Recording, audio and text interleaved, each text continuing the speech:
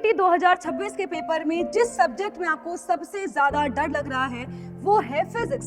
समझ नहीं आता है हम किस चैप्टर से शुरुआत करें, न्यूमेरिकल ज्यादा पढ़े या थ्योरी ज्यादा पढ़े, कंसेप्ट पहले पढ़े या पहले फॉर्मूला पढ़े। इसके बाद ये समझ नहीं आता है कि किस चैप्टर से कितना ज्यादा पढ़ने की आवश्यकता है। तो बच्चों, आपकी इन सारी प्रॉब्लम का सॉल्यूशन आपकी रुचि मैम लेकर के आ गई हैं कंप्लीट रोड मैप के साथ। क्योंकि बच्चों, आज की इस वीडियो में मैं आपको ये नहीं बताने वाली हूँ कि क्या क्या पढ़ना है, मैं आपको ये बताऊंगी कि क्या पढ़ना है और कैसे पढ़ना है और कब से पढ़ना है। यानी कि मैं आपके लिए लेकर के आई हूँ डे वाइज तक का प्लान लेकर के आई हूँ कि सबसे पहले हम क्या पढ़ेंगे, इसके बाद आपको टाइम टेबल में क्या पढ़ना है, देन मैं आपको डे वाइज समझाऊंगी किस चीज के हमें जो है किस टाइम पर किस चीज की जरूरत है। तो स्टार्ट करती हूं बेटा बिना किसी देरी के। तो सबसे पहली बात आती है बच्चों कि हमारे पास जो समय है वो बहुत ही कम बचा हुआ है और अंतिम जो हमारे पास 30-35 दिनों का समय बचा है, अगर आपने उसमें एक दिन भी वेस्ट कर दिया तो शायद है कि जो आपकी ड्रीम कॉलेज का, यूनिवर्सिटी का जो सपना है वो शायद अधूरा रह सकता है। तो इसलिए अपने सपने की खातिर इन 35 दिनों में खुद को झोंक दो, और कैसे झोंकना है इसके लिए एक एक जो है हिसाब किताब मैं लेकर के आई हूं। तो सबसे पहली बात तो आपको समझाती हूं कि आपको करना क्या चाहिए इस टाइम पर।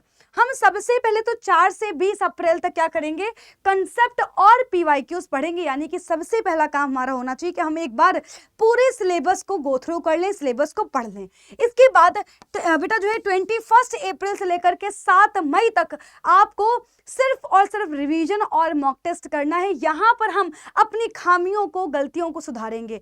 हमें कैलकुलेशन टाइम ज़्यादा लग रहा है, या एक्यूरेसी में गड़बड़ आ रही है, या फिर मेरी स्पीड में कोई दिक्कत आ रही है, किस चीज़ की कमी पड़ रही है, या फिर ऐसा तो नहीं है कि समय ज़्यादा लग रहा हो, है ना। यानी कि पेपर जो है मैं ज़्यादा जो है टाइम लूँगा सॉल्व करने के लिए, यानी कि क्या गलती आ रही है, क्या कमी आ रही है, उसको बेटा हमें इस 7 मई तक सुधारना पड़ेगा। क्योंकि अगर आपने इतना कर लिया तो फिर हम सभी का जो टारगेट है 240 प्लस का, ये बेटा जी मिल करके हम पूरा कर चुके होंगे। पर उसके लिए आपको अब जो मैं बताने वाली हूँ उसको फॉलो करना ही पड़ेगा। तो सबसे पहले तो मैं आपको बताऊंगी डे वाइज प्लान। अब फिजिक्स में आपको दिक्कत ये आती है कि मैम हम शुरुआत कहाँ से करें। तो सबसे पहली चीज तो ये है कि आप 3 से 5 अप्रैल तक आप ये मान के चलिए कि मुझे क्या करना है, मैं जो है क्या करूंगा, चैप्टर नंबर 1, चैप्टर नंबर 2 और चैप्टर नंबर 3 यानी कि हमारे यूनिट नंबर 1 और यूनिट नंबर 2 को मैं कंप्लीट कर लूंगा। बहुत बार आप लोग पढ़ चुके हैं इस यूनिट को, स्थिर वैद्युतिकी और वैद्युत धारा।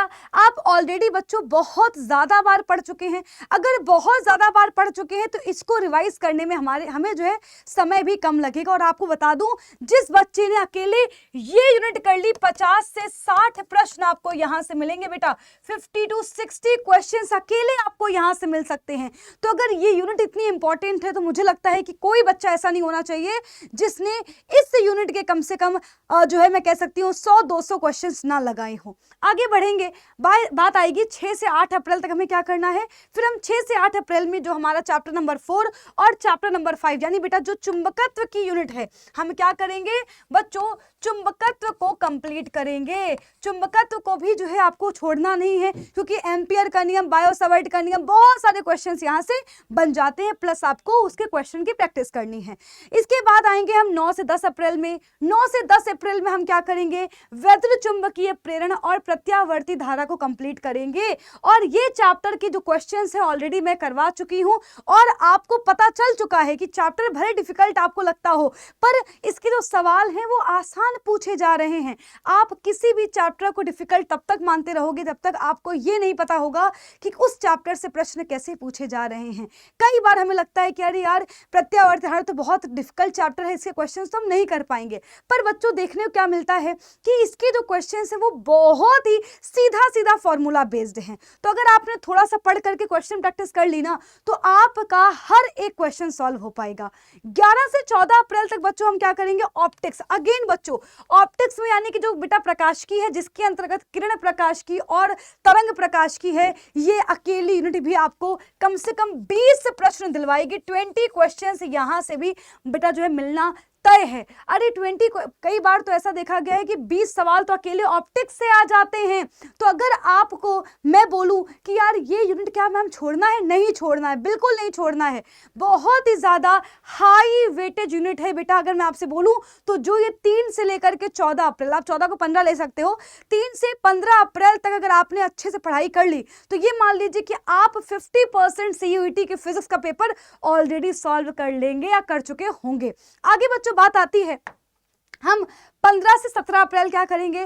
15 से 17 अप्रैल बच्चों हमारा टारगेट होगा, हम द्वैतीय प्रकृति और परमाणु को हल करेंगे। अच्छा, इसमें भी क्या है, अगर आपको लग रहा है कि परमाणु मैम बहुत इजी है, मेरा तो एक दिन में ही हो गया, तो आप इसको जो है इन दोनों चैप्टर को किसी एक दिन में भी कर सकते हो, या जिस चैप्टर को आपको डिफिकल्ट लग रहा है वो आप अपने हिसाब से उसका समय एक दिन बढ़ा घटा सकते हो। आगे बढ़ेंगे 18 से 20 अप्रैल। 18 से 20 अप्रैल में हम नाभिक और अर्धचालक को पढ़ लेंगे। जैसा कि आपको पता है कि अर्धचालक से 4-5 सवाल बनते हैं और जो कि बहुत ही आसान होते हैं। तो ये मुझे लगता है आप दोनों जो है ये 15 से 20 तक का जो टाइम है इसमें तो मुझे लगता है कि आप 2 दिन में ही ये चारों चैप्टर रिवाइज करके क्वेश्चन प्रैक्टिस कर सकते हो।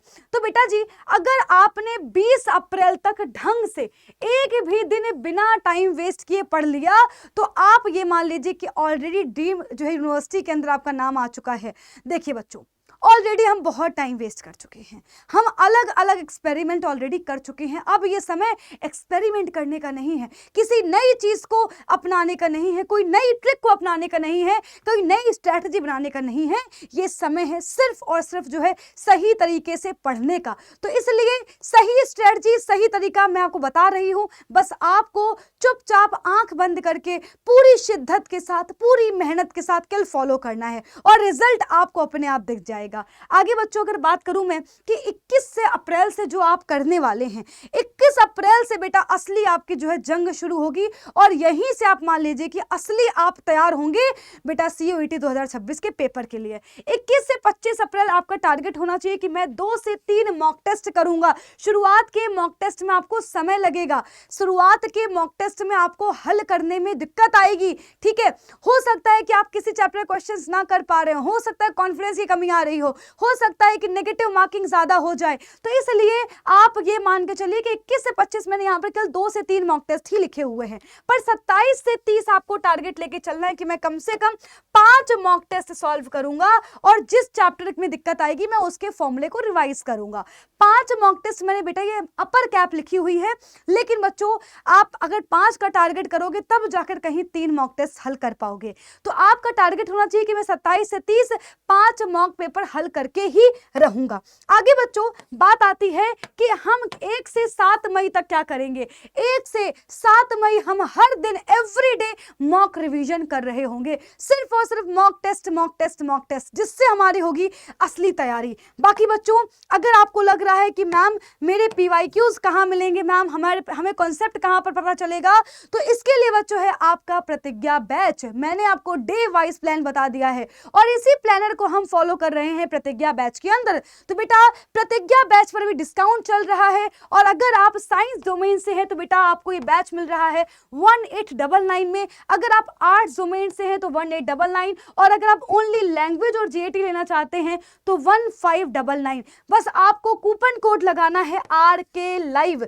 जैसे आप आरके लाइव कूपन कोड लगाएंगे वैसे ही आपको इसी प्राइसिंग पर ही बैच मिलेगा। तो अब देर मत करिए, अब हमारे पास समय नहीं बचा है, खोने के लिए भी समय नहीं बचा है, तो सिर्फ और सिर्फ अभी भी जो है आपके पास पूरा मौका है। आज ही आरके लाइव बेटा जो है इस कूपन कोड का इस्तेमाल करिए और बैच में एडमिशन लेकर के बेटा जो है आपको अपनी ड्रीम यूनिवर्सिटी के अंदर बेटा जो है पहुंचना है और सपने को पूरा करिए। सो गाइस, ये लेक्चर कैसा लगा है, ये वीडियो कैसा लगा है, कमेंट करके बताइएगा। और आपको क्या समस्या आ रही है, मैं आपके लिए और कौन सी वीडियो लेकर के आऊं, प्लीज बच्चों कमेंट करिएगा। सो बाय गाइस, टेक केयर और अपना ध्यान रखिए।